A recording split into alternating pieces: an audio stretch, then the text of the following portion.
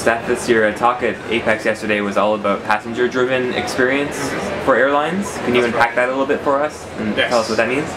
Well, the first part of the presentation sort of focused on some of the challenges that the aviation industry is going through, in particular with the high number of airline brands. So I did talk a little bit about brand confusion, how one airline brand gets confused for another, mainly because of the commonality of the visual and verbal messages that's out there, and also the commonality of the cabin product. Let's all think the color blue. How many airline logos are blue, and how many cabin products actually have that on board. Then the second part of my presentation focused on consumer perceptive systems and basically how we actually connect with airlines and basically through our human senses. Most airlines use mainly visual and verbal stimuli to connect with passengers, but not as much with our other senses, such as taste. So for example, if an airline would have a particular taste, how would the airline taste like? Or if an airline had a scent, how would that smell be like? And I actually include a number of examples from other industries, such as, for example, Amber Crab & Fitch is really popular with the cologne, the scent they use in the store, and Starbucks with the scent of freshly brewed coffee. I even mentioned McDonald's, the I'm Loving It campaign. I mean, it's so strong that we can sort of recall it from memory without even seeing the burger or seeing the full logo of McDonald's. So basically trying to stimulate some discussion and try to get ideas from other industries and how this could actually affect the aviation industry as a whole. I also think about the hospitality industry. Hotels have done a lot of interesting stuff around scent branding. Correct. Why do you think the airline industry is maybe lagging behind a little bit in terms of the sort of sensory branding? Correct. Well, I think that mainly because of regulating bodies and the time constraints it takes for airlines to create this unified or holistic experience, as we call it, on board.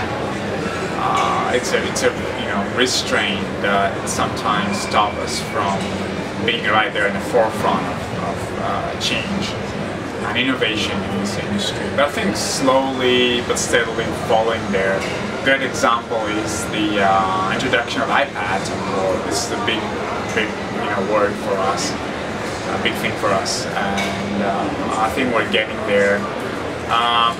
There are two things that I think the industry needs to pay attention, and this is with regards to over-informing consumers, in this case passengers. We're constantly bombarded with messages, as you guys know, communication means all the time. So giving them too much is actually risking them freezing and not knowing what to do. Too much information. So just basically highlighting what they may expect, in other words, need and want, with, if you like, moments of delighting the passenger. So I wanted to ask you a little bit about those needs and wants of the consumer in transit. What's unique about somebody who's traveling, who's in that travel headspace? Is there something unique that branders have to take into account? Well, I'm actually going to give you two different perspectives. I think one approach is to basically imitate, in a way, in the cabin environment, a situation that a passenger is used to, and in a way will feel comfortable in the cabin. That would be the living room environment, the home environment. So how do we actually interact at home, and how an aircraft cabin could imitate that? This could actually be a win-win situation because it's going to increase passenger comfort and possibly bring customer satisfaction.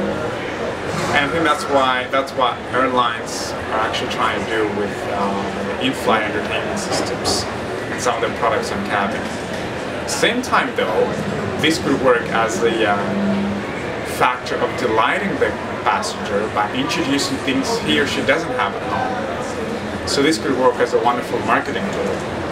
okay? Because when is it that we actually remember something about not only an airline, any product or service provider?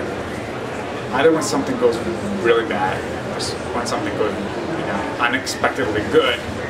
So in this case, offering the passenger something that he or she doesn't expect would be a delighting factor.